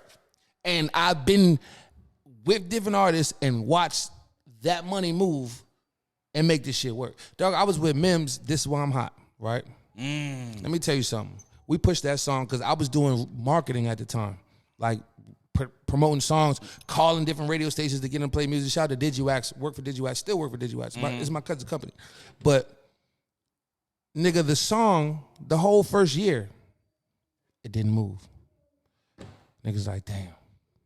They did the remix, #1 song in the country, in the world. When they put the reggae niggas on it and shit, #1 song in the world. So it's like, and that's another thing, like artists, till this day, even though we told these niggas a million times at the House of Hip Hop, outside of the House of Hip Hop, is if you find a single that's really that one, you got to stand on it. Bro, Erica Banks, shout out to her. That song Bust It popped 2 years later after it dropped. Because of TikTok. But you want to know the thing is though, with the Forte, because like because I think we're talking to our generation and the younger generation, we split it in a minute, and that's good. I think when it comes to these singles, right? Because people are like this. Like I like everybody who be on Instagram and TikTok and shit, you know what I'm saying? People to post the reels or whatever. Yeah. And they'll say like, nah, you need to, stand by one record for da-da-da-da-da. And it's the truth. And but then you got our era, the Griselda era. Now with that, I've told people this. Because I've told people I done helped about 10, 11, 15 artists over the damn last 10 years. And I've told people, I said, it's how you want to come at it. Because in our era, I feel like they respect bodies of work. They don't do the single shit. We never, like when it came to us, if we was buying somebody's single or the cassette or the vinyl. It was a hit. It was a hit, but it was also to get the goddamn instrumental on the backside and freestyle to it. Yeah. See what was on that B-side. Yeah, and the B-side be fired than the A-side. Yeah. But the thing about it is when you look at, and I'll tell everybody that's probably about 37 to 45 or 50, we ain't gonna put no age cap on your dreams. Yeah. But I feel like that Griselda blueprint, that Rock Marciano blueprint, that 38 special blueprint. There you go. Follow it. Nigga, that's what I've been trying to tell niggas from forever. Yo, you have to be intentional. Bro, let me tell you something. You ain't never heard a Griselda record song on the radio. I don't even think New York's probably played it once or twice. Hold on, the only Griselda record song we heard on the radio, and this is just because the budget was leveled up, was the joint with Benny and J. Cole. But I mean... But if you talking about back then? Just in general, they didn't build a buzz. Let me tell you something. I did Echo Stage, right? I DJ Echo Stage for Jeezy. I DJ Echo Stage for Rick Ross. And I attended the Griselda show. Jeezy was there. It was like 800 people. Echo Stage hold about 4,500. Was it DC Tunnel? DC Tunnel, DC Star. It was both. DC Tunnel, DC Star. Echo Stage now though, right? Yeah. Rick Ross went there. It was like 600 people, right? Griselda was there. Couldn't nobody move in that bitch. And the line was still down the block. Like they can't even get in. And they still standing outside. And guess what? It was all white people. At a wall to wall, 5,000 people for Griselda. You know why? Because they found a fucking niche, and they're the new Wu-Tang, bro. Yeah, new locks. Nah, they the new Wu-Tang. Nah, they the new locks. Let me tell you something. We can wrap this off. No. I just want to tell you why they're the new Wu-Tang, right? Because the locks is the locks, but the locks ain't even do numbers like how these niggas is doing numbers. I've been there. I'm just telling you. Yeah. On some. I've been there. Yeah. They the new, and then it's a gang of them niggas. And what they do, they keep bringing niggas in. When the Locks brought in J Hood and all that, J Hood attached to niggas who just like J Hood. Anybody that Griselda put in a circle right now is gonna win. That's why I'm telling Grav, like, nigga, stay there. Like, nigga, that will be, you know what I'm saying? Because a nigga like him. Yeah, Grav, like the ball. He had a bunch of bad situations and, but like he's one of the greatest that I know personally, you know what I'm saying? And that shit is perfect for him. So you're going to have a sold out show every night. Nigga, crazy part is Benny's DJ, shout out to Zookeeper. He was the security at Stadium. He was a security at Stadium for a minute. And then one day I just seen him out the blue posting a video with him DJing for. I was like, what the fuck? That's when you never know who you around, bro. Yeah. That's a crazy tale. But let me ask you this though. So if I'm a youngin, to wrap this part up. Yeah. If I'm a youngin, I need to use TikTok, the social media crazy, right? Because I feel like they don't listen to albums no more. You know what I'm saying? No, they do. They do, but like I don't think they really listen to them like to the magnitude that we do. Like, they do. They do. Okay. I mean, that's the only way they're gonna learn it word for word. They be knowing this shit word for word. Okay. So we used to digest it now. Nigga. You see what I'm saying? It's different. Nigga, I'll tell you when you heard reasonable doubt, we'll get to that. No, because we're gonna get to that now. Okay. Well, yeah. All right, so let's get to this now. Because Based on some of this on up. So look, all my old heads, follow the Griselda method. All the youngins, make sure y'all get y'all paper right, your business right, and all that other shit. All the youngins, just make sure y'all take advantage of ads. You can buy ads. Let me just give y'all some free game. Go ahead. I'm going to tell y'all some shit I charge niggas to tell. So you can go to Spotify or Apple Music and put @Gmail, right? And it's going to give you the email list to all the motherfucking playlists on the platform. What do? Take all those emails and email them motherfuckers. Like shit that, it's so many like little keys and little shits that people don't know and don't take advantage of, bro, that are there like for the taking. The ads. So let's say Lil Baby got a hot ass song, right? You can literally pay YouTube to put your song in the ads. You know how you be watching some shit and then it'll be, you can pay for that. And it don't even cost that much money. Yeah. It's just niggas ain't taking advantage. And Facebook's ads will change your life. That's how you sell shit. Like merch, even your music. You want to get views up on your videos, Facebook ads is more direct. So let's say you like Little Baby fans or whatever the case may be. On Facebook, you can literally target down to the T exactly what you want to promote to. So you can say, I want Little Baby fans between the age of this age and this age, female. Boom. All your marketing dollars is going straight to them. Now, that's some free game. I'm just saying. You said a lot. Let me go ahead and drop the Just saying. I got to drop the claps and the cheers for that one because that was some free game right there. You know what I'm saying? Now, let me close this out with these last couple. You speaking on Reasonable Doubt. What's your top 5 of all time albums? Top 5 albums of all time? All time. Reasonable Doubt is my favorite album of all time. Let's start there. Reasonable Doubt. Purple Tape. But for those who don't know what the Purple Tape is, only built for Cuban Link. Only built for Raekwon. Okay. Illmatic. Okay. Miseducation of Lauryn Hill. I'm trying to figure out, did somebody say that? I think somebody did say that, but I got to go back to the back. Miseducation of Lauryn Hill. And the last one,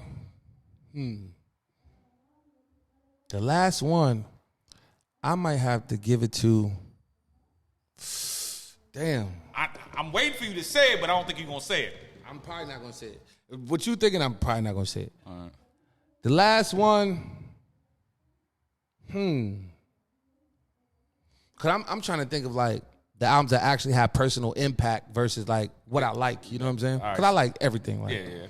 I like every Lox album. I like every Jada album. I like, you thought I was going to say Ready to Die? Nah. Okay, cool, because I wasn't. No, because Nick Life After Death, for sure. Okay, Life After Death. So Life After Death. Life After Death. Reasonable Doubt. Wait, in order. Reasonable Doubt. Damn, we done goddamn. No, Reasonable Doubt. Hold on. Reasonable Doubt. Reasonable Doubt was first for sure. It was Purple Tape. Illmatic. Miseducation. Lauryn Hill. And Life After Death. Hold on. Let me go ahead and drop a bomb on that one. Yeah. Like all old head shit. But they call us old head. I got called old head at 26. I'm surprised you being from Queens and all, you ain't say the infamous. So no. Now let me tell you. Hold on. You didn't say War Report. Let me tell you. Okay, go ahead. First of all, The Infamous is one of my favorite albums of all time, for sure. The reason why, now, I would have replaced The Infamous with Lauryn Hill, but I have to acknowledge the impact that one Lauryn Hill album had. I had to throw somebody who's on something different in that fold because, nigga, let me tell you something. I was 13. Shout out to my cousin CL. I was at the listening party, bro. Damn. For the Miseducation of Lauryn Hill. I was 13 years old, nigga. The album wasn't even out, bro. I heard the entire album months before it came out.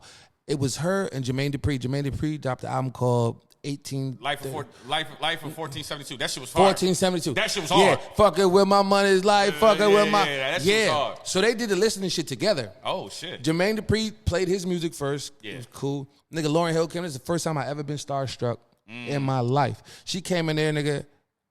She said, hey, honey. I was like, I couldn't even move, bro. She gave me a hug and it was all good. But, I know her from Sister Act. Yeah. I ain't, and I was in love with Sister Act. So it was different. But to hear that album, bro, and to be there with her in that moment when she's premiering it to every major record label exec in it, bro. At 13, man, I've been in this shit, bro. Like You've been in it. Knee deep. Pause. You've been in well, it. shit, ain't no pause, but knee deep, bro. I've been in this shit, so like, it's just crazy to come to be able to experience all of this shit and still remain who I am because niggas I know, it's just, nigga, they switch up the energy real quick, nigga. So let me say this though. They switch the energy real quick, bro. Let me answer this though. You gave me your top 5. Okay, that's a solid top 5. Yeah. Well, but let's put the infamous on like 0.5. We gotta put them in there. Yeah. You definitely put that in there. Give up the goods. But let me answer this though. What you about to say? Let me say. Oh, when you look at it overall, from starting out, from not knowing how to play a lick or how to control the crowd, to go on to be there hosting Friday nights at a premier club that just opened up at that time, to be on the stage doing the most infamous clubs in DC, to linking up with Future, and to being one of the forefathers of this culture. Because one thing I want to tell you, when you were saying we don't have no identity, we do have an identity. Yeah, no, we definitely have, but we're not owning it. No, yeah, but hold on. But that's why we get people like you to come on here to tell people. To check niggas like, nigga, I'm checking niggas like I don't get, nigga. Yeah, because I feel like this. Get it together. I feel like this. You have played a part. You don't understand if an artist, man, because I could tell you there's times that you used to tap in with me like, hey, I see you. Keep doing what you're doing. And you used to do that with a lot of us. A couple. And then when you dropped the 30 for 30, I was like, nigga, see, that's how you recreate your shit. Like, yeah. And that's the most important part for our era is to be able to do shit like that and recreate. Like, nigga, you can't come to me sounding like you sounded 15 years ago. Yeah. You don't have to be on a Migos beat. Yeah, but you just gotta. But you still gotta have some new flavor. Like, nigga, yeah. You can't rap like motherfucking Jeezy back in the day, Gucci back in the day today. Like, he don't even do that. Yeah, you can't do that at all. Nah. But what I'm about to get to is this. What does 2023 have in store for DJ JoIyce? Shit, we only got a couple months left, nigga. Right now. Well, let's do 2023, 2024 then. Yeah, nah, we can do 2023. It's fine. Yeah. I'm working on this album. I got a couple good features on there. Like, so I produce now too. So. Oh shit. Yeah. Oh, and this shit is crazy. I ain't gonna hold you. You need something, you let me know. I got you. Because I remember you was playing around with it. Playing around with it, fucking with it. Shout out to Hurricane, try to help me out a little bit and shit. But. Yeah, because matter of fact, I remember that. I was at shout out P Twist. Yeah, shout out to P. Shout out to the man. No, we gotta drop bombs for P Twist because you know why? Shit, 60% of these niggas went through P, and guess what? P is that engineer. He is that producer. He's that guy that's gonna like make sure you record your shit correctly in his motherfucking studio. You know what the funny thing is though? So the last interview I did was Bird. You know what I'm saying? And I did it at the Boiler Room. Oh, yeah. You know Shout what I'm out saying? to the Boiler Room. So I did it there, and after we went off air, like after we went from recording and shit, and I'm talking to Twist, and me, him, and Burb talking, I'm like, nah, yo, like, and I'd be like, yo, OG, like, you the one that had the studio out here, him, PK. Name a nigga, and shout out to PK. Yeah. Where the fuck is PK at? I don't know. Shout out to Greg Calloway. I actually just talked to him not too long ago. That's my dog, man, but. Yeah, because I'm just like, hold up. Now that got me reflecting, hold up. Everybody was in that motherfucker, yeah, bro. Everybody was in there. And then it's like, the thing about it is like, now, when you talk to Twist will tell you like, nah, yo, like, it's just how it gotta be. Like, because, like, you producing, and like, I know, like, we know Twist Productions. Yeah. That shit's but see, the thing with Twist, he got that Griselda shit. It ain't for everybody. Yeah, but the shit hard, though. That shit is crazy. That shit is crazy. But with your production, like, how would you describe it? Long story short, I met my mentor, who actually turned out to be, he was my favorite producer, right? Uh-huh. Didn't even know it was him. Oh, shit. Until I met him. Who was that? Chucky Thompson. So shout out to Chucky Thompson. Man, nigga, you don't know I was supposed to do verses, dog. I was supposed to do the first nigga I shaded when we get up. I shade text. I was supposed to do the first producer verses, bro, with Chucky Thompson. For those who don't know who Chucky Thompson is, rest in peace to my brother. He was part of Hitman. Nigga, he was part of. First of all, he's one of the originals in Go-Go. Rare Essence. He's one of the niggas who created Backyard. Yeah. Like, he's embedded in that shit. Yeah. But he did the whole Mary J. Blige My Life album. He did Ready to Die. Yeah, he's part of the Hitman. He did, yeah, exactly. But, like, he got the big songs. You know what I'm saying? Yeah, like he was smacking he's shit. That nigga, like 112, Only You, Nas, One Mic, like all this shit. These are all my favorite songs. Yeah. So when I met this nigga, I'm like, yo, bro, I want to be just like you. And nigga was like, nah, you need to be like yourself. I was like, all right, my nigga. Right. But I still carry the same soul, like the energy and how he does his shit. Like I still got that same swing, like in my own way. But yeah, that he was my motivation to want to even touch a motherfucking beat, bro. Because nigga, he did I'm Going Down, bro. Damn. Like, yeah. You know what I'm saying? And for a nigga like him to call me, that probably was the biggest moment for me in my entire career.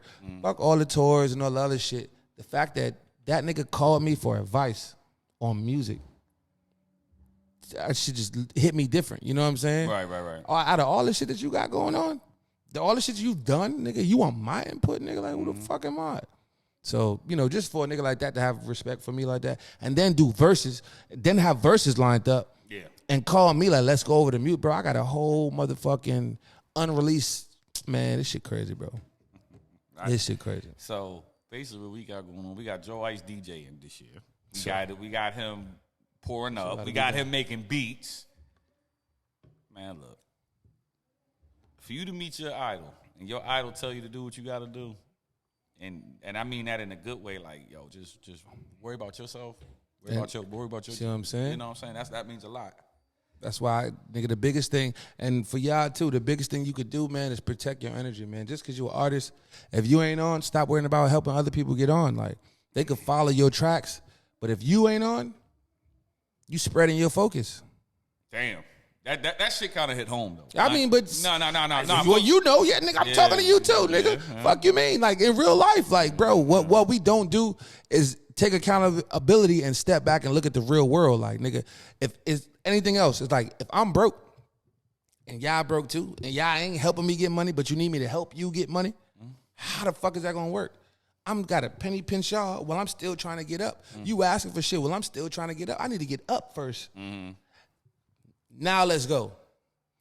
Nigga, get behind me, support me. Stop asking me for shit. Nigga, you thug it out the same way I'm thugging it out, and let me get my shit up. And now we can help everybody. You know what I'm saying? That's real. Niggas just be on motion. So it's like, yo, yeah, you got this going on, you got that going on. Nigga, help me do this, help me do that. Nigga, even me still in this stage, it's like, bro, I still got other things I need to do for myself to be able to properly give somebody else the real layup. You know, now I can introduce you to people. I can put you on the plays. That's cool. But if you want me to really like 0 to 100 you, nigga, I got to be Khaled. Yeah. What I got to do to be Khaled? Keep building on my motherfucking self. Let me ask you a question before we get up out of here. Would you ever do another, due to how the industry works now? Yeah. We don't have a Spinrilla. We don't have a Dat Piff. We got a lot of mixtapes, though. Shout out to them. Shout out to Pesh. Yeah, they're still there. We still got a lot of mixtapes. But we got Audio Mac and we got SoundCloud, so that can still work. Yeah. Do you ever think about just... Because I've been telling people this, right? That be DJing. Preferably, I'm going to just go ahead and say his name, Ink. I've been telling Ink this shit for about... Shout Ink. Shout out and Q, too, because I can't shout out Ink. Shout out Q. Shout out fucking DJ Lil John, Big John. Big John. Shout out Capo. Capo, yeah. Come on, man. We can't forget my boy, man. You know what I'm talking about. OG. DJ Chaz. Chaz, man. My brother, man. Yeah, yo. DJ Chaz set the tone for a lot of shit, boy. Chaz, man. Shout out to Chaz. I love that guy, man. I'm like this. I think what would help the artist out, and it takes one DJ to figure out how to crack the Da Vinci Code. Okay. Niggas need to bring back mixtapes. So, I don't know how it's going to work. So, I had a conversation with DJ Clue a couple months ago, right? Yeah. And I'm like, bro, let me tell you something. Ain't no reason why Fab. And hold on. And then we're talking about Clue. Like, yeah, like DJ. Like God level. Oh yeah. God level. Yeah. Yeah, like. My circle's a lot different today than it was 20 years ago. Yeah. But I still got the same circle. Yeah. But I'm just saying, you know what I'm saying? Yeah. I got a lot of other friends that can help me type shit. Yeah, but go ahead. So I'm like, bro, ain't no way in hell Fab gonna drop Summertime Shootout. And you ain't doing no, you know what I'm saying? Fab just did it as a mixtape. Mm-hmm. But I'm like, bro, you need to bring like, that shit was different back in the day. We was finding out about our favorite artists today. Through mixtapes. Off of the influential DJs mix, Big Mike, SNS, Fab, Clue, Slay, Greenland, Doo-Wop. Doo-Wop. We can go on and on. P Cutter. Shout out to P Cutter. Shout out to Just too. Can't forget Just. But it was a whole era where DJ Rob too, he was putting niggas on. Yeah. But his era was like the last when it was withering down. Yeah. But still in all, the mixtapes are important only because, well, it only account when influential people do it, bro. Because right now, people, their brain is somewhere else. You feel what I'm saying? Like, yeah. They go directly to the artist. Like, if I like him, I'm just going to listen to him. Mm-hmm. It's just like, who is this DJ giving me a mixtape? Yeah, because the reason why I'm saying this, though, is because I looked at Out of the Blue. Yeah. It was fucking DJ Drama just was dropping, like, he did a tape with Cash Dog. Back to back. Chat with, like, I think he started out with Youngboy, Snoop, and it was like on his new run. Yeah, like it was Youngboy, Snoop. He started with Jeezy.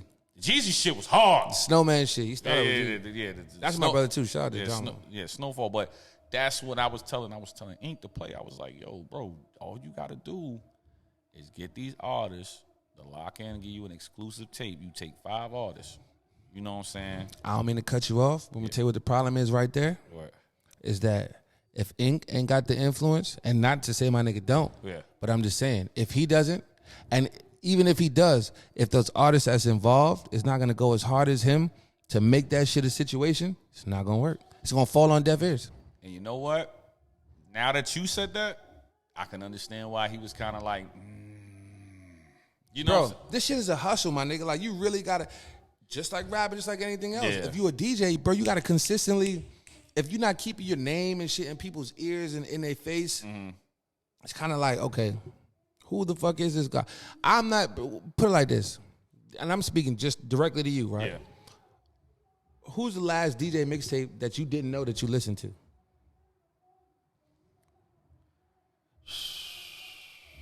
Not by mistake. You got me on that one. Exactly. Because it don't, like, nigga, it's all about the brand. The brand is what makes it. You know why we fuck with Jay-Z and all them niggas and Cannabis and all these niggas? Yeah. Because it was DJ Clue that we knew. I didn't know Cannabis before Clue. And then he did Buckingham Palace. Yeah. And he did that fucking I Fly Around the Earth Twice Without Refueling Once and all that. Nigga, I never heard of him before then. Yeah. Now. Cormega. Yeah. Like, we can go on for days. Tragedy, Gaddafi. Yeah. We ain't know about these niggas. But the DJs that we respected did that. So it's on Ink. If we're talking to you, it's on you to build your respect. I think he can do it. I think like I told you straight But up. when we say respect, it ain't that local shit don't work. No. I feel like, and this is what I told you, and I can say this on camera too. I say, yo, the only person I know that's close to you that can really rock a crowd like you that can do it is Ink. Fuck what anybody else say. Like I'm not saying that because that's my guy. Yeah. But I've seen my mans. Yeah. I've seen my mans. I seen it too. Off of a fucking home stereo system. Mm-hmm. Pack a house party and DJ off that shit. Mm-hmm. And had his shit lit. Mm-hmm. Versus to what it is now. And it's like, okay, cool. Like, and I feel like there's a lot of other because Virginia, we got some crazy niggas right now. Yeah, because I know what DJ Levels, DJ Smoy, all of them, you know, Juice, shout out to Juice, all of them. We got some crazy niggas. But right what now. I'm saying with all the DJs is that, like, if and again, it takes the artist. It's really more on the artist. It got to be a collective movement to if you want to do a mixtape. Like, nobody cares about the mixtape if nobody knows who anybody is on it. That's true. I don't listen to shit that I don't know nothing about. And now, let me not say that because that's not how you. I discover new music by Okay, so one gem I gotta drop that these artists just overlook every time. Is DJs don't go to YouTube to get your music. They don't go to your Spotify to get your music. They don't go none of that shit to get your music.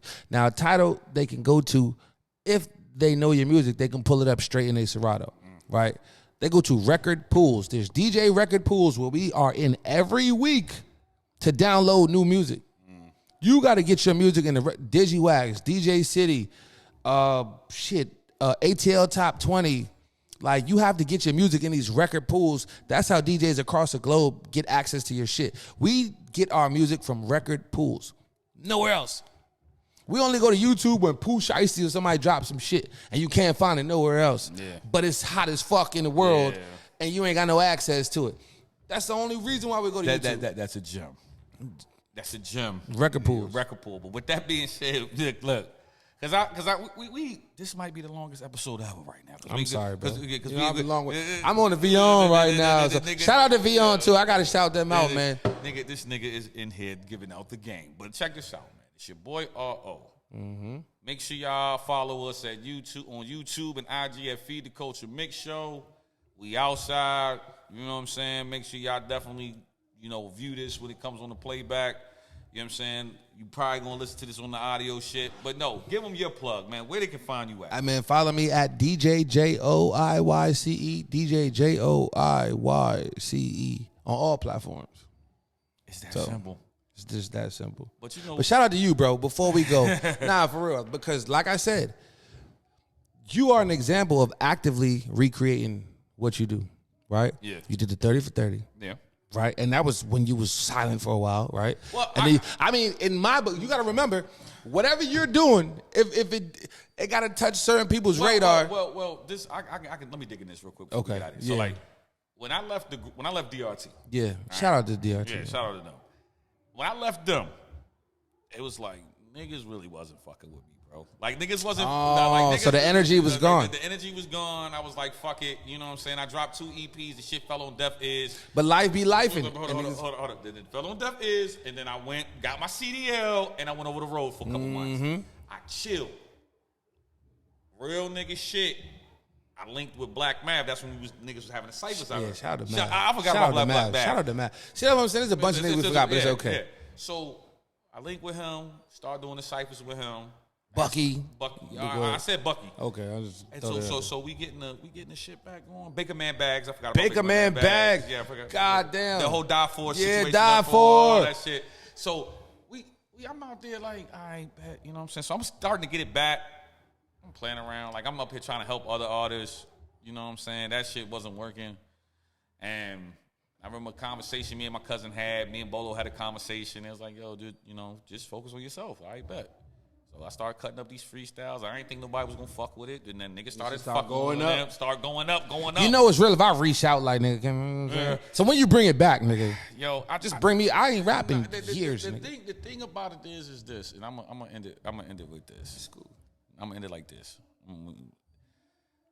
I've came to a realization that nobody wants to hear me put a 15-track mixtape together. Nobody wants to hear me put a mixtape together, an album, a compilation. These niggas just want me to shoot videos of me freestyling. Niggas don't give a fuck about none of that. They don't give a fuck because that nostalgic feel. It's what they want. Is what they want. They want to see me in my element, and I'm like, yo, bro, like, and it fucks with me, Ice, because it's like, you want to be the artist. I want to be the artist, but nigga, like for all our old people, not even old, but for our generation of people that's listening, it's all about understanding the people that already support you and what they want, because they're gonna lead you to the other shit. Like, but I think everybody's not gonna be the Drake. But what I feel, bro, is this though. It's either I do this 30 for 30 again, or you need to do it again, or I do these projects. But that's like the 30 for 30 shit. I could just drag it out because I've already proved it to niggas that I did it before. Yeah. So it's really just to give y'all like, okay, I'm gonna give y'all what y'all want. Just leave me alone after this. So you might be the 10th nigga to ask this shit. So I'm gonna have to really deliberately just sit back and see what I want to do. But look, still put the projects out. Nah, bro. What you have to understand. Ice. Listen. It's therapy. No. Even if Hold up. Listen, Ice. How my nigga said, don't pay the fool. I'm old, baby. I got shot in the head, baby. Nah, you know what I'm saying? But look, I get it. But where I'm at with it is like, there's a nigga older than you listening right now, and he's like, what the fuck is this nigga talking about? I'm still trying. It ain't even about trying. Yeah. Because what niggas get fucked up at is like, bro, you can never be one more gem, right? Mm-hmm. Think about this. You an artist, right? Yeah. If you can develop 500 super fans, right? Yeah, all right. That streams and buys your merch every time you drop something, you have a situation. Yeah. You're making money off of what you like to do. Yeah, absolutely. I agree with that. But this how we gonna lay it out. All right, look. Super fans, bro. Listen. I'm gonna sleep on this 30 for 30 shit again. I'm gonna sleep on it because I tried it one time. It didn't work. I tried it the other time. It worked. How it No. Because this is what I'm. But you was trying to get a record deal off? No. No. Actually, to tell you the truth though, somebody bit my shit. Yeah, see. Nah, Bones Brigante. Oh well. You know what I'm saying? It's like. Oh wow. Because I remember like I was doing it way before Bones did, and then when I saw, and not to knock him. You know nah, it's cool, man. It is what it is. Yeah, but I'm like, damn, nigga, like you took the whole kind of formula. No ideas original. Nothing new under the sun. So the thing about it was like, I bet. So I tried it. I did a freestyle before. I was like, all right, cool. But then I was like, I gotta catch up. You know what I'm saying? Whatever. And then I tried to do it again. But then my formula was different. Cause see, now how I was doing it was like, I fucking YouTube. I wasn't even worried about YouTube. I was worried about fucking Facebook. So I was throwing them up to YouTube ASAP. I mean, Facebook. Yeah. Facebook. But then it's like, but now how YouTube is the win. Yeah, but now how it's going now, you know what I'm saying? We'll figure it out. Because it's like when you got platforms to make it work. Yeah. So yeah, we'll figure it out. But yo, it's your boy R.O. I'm in this bitch with my dog, my brother, DJ JoIyce. Yeah, this shit done kicked in. It's time for me to go to work. Yeah. Hey, Elbow, I ain't about to have one of them nights either, nigga. You know what I'm saying? So, you know, I'm out here shooting this shit with my dog, my brother, JoIyce. Hey, you know, bro, real talk, man. We day ones, bro. So, like, hey, listen. Anytime you call my phone, whatever you need, it's always going to be love, and bro. vice versa. But I'm going to tell you. I couldn't wait till you call me. I ain't want to call you and shit. Nah, it's all good. It's all good. Cause I'm like, he got this show. I'm like, damn, is he going to call me? Bro, I had to because this is our drink champs, my nigga. Yeah. Literally. Right. But it's your boy R.O. You know what it is. Big FTC, big Apex shit. And guess what? We out of here. We holla.